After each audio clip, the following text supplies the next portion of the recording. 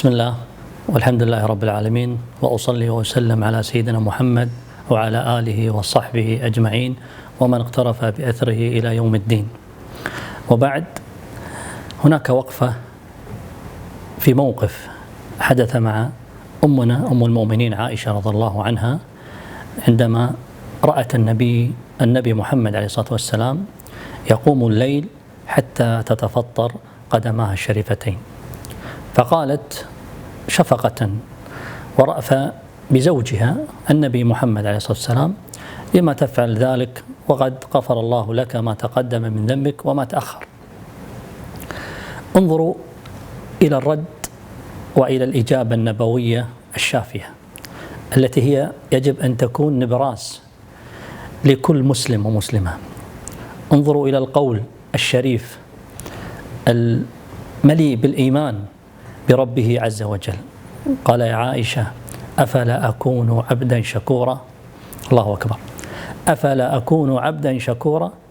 هذا هو شكر النبي عليه الصلاة والسلام إلى ربه عز وجل الذي أرسله رحمة للعالمين وبشر بالجنة وهو يمشي على هذه الأرض، وقد غفر له ما تقدم من ذنبه وما تأخر، ومع ذلك لم يركن إلى هذا، وإنما يجاهد ويجتهد في عبادة الله عز وجل من غير جهوده في دعوة الله عز وجل في النهار.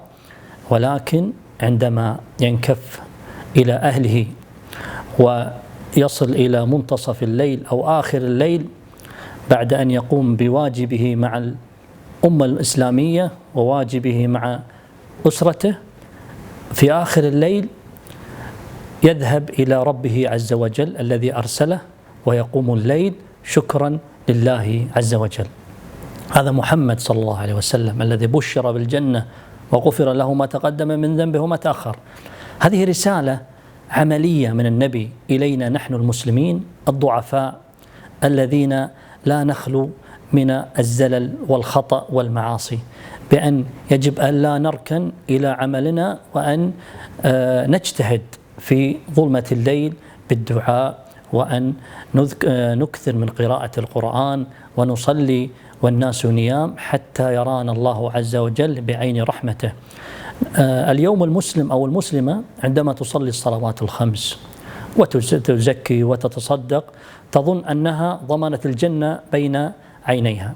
هذا شيء مطلوب وشيء مأمور به المسلم، أن يؤدي الفرائض الخمس وأن يؤدي أوامر الإسلام، لكن يجب أن يضع بين عينيه أن يكون دائما شكرا لله عز وجل، شكرا عمليا، بأن لا يقتصر فقط على بعض العبادات وينسى نصيبه من الليل.